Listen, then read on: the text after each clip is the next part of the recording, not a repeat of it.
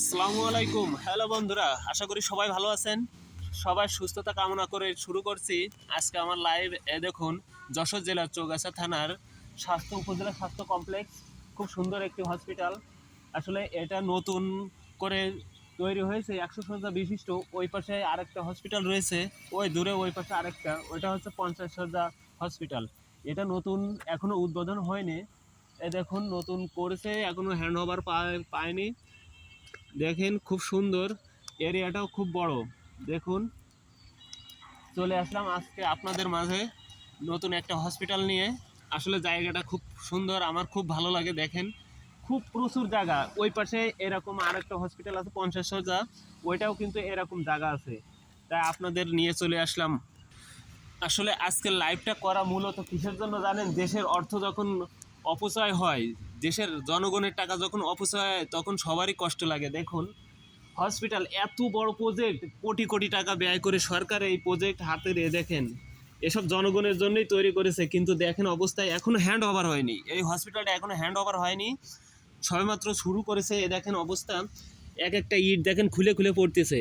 একটা যদি সৌন্দর্য হয়, দেখেন অবস্থা, দেখেন এই যে এই যে জিনিসটা দেখেন, এই জায়গায় আবার ঘাও রেখে দিয়েছে। এই দেখেন অবস্থা, এখনো হ্যান্ড ওভার নিয়ে রং চড়ে যাচ্ছে। অবস্থা দেখেন, এগুলো আসলে খুব কষ্ট লাগে যখন আমরা দেখি।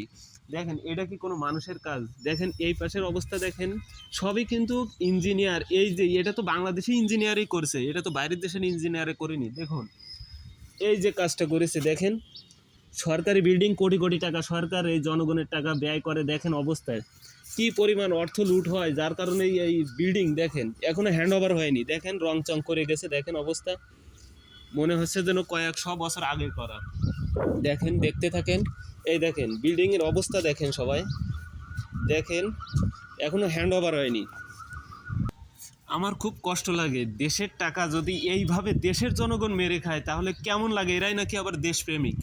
দেখেন, এটা অবশ্যই হাসিনা সরকারের আমলে হয়েছে। দেখেন আপনারা, ওই পাশে যেটা দেখাইছি এটাও সেম একই, কিন্তু এই পাশের এই যে ইঞ্জিনিয়ার কোন নকশায় করলো, এইটা কোন নকশায় করেছে দেখেন, আর আগেরটা কোন নকশায় করেছে। এই দেখেন এই পাশে আবার বাড়তি, আগেরটাই এই পাশে অর্ধেক ছিল না, আগেরটাই এই পাশে অর্ধেক ছিল না, এরকম অর্ধেক ছিল না, আর এটি অর্ধেক এই পাশে জোড়া দিয়ে দিয়েছে। তার মানে ওই পাশে ঘাটতি এই পাশে পূরণ করে দিয়েছে।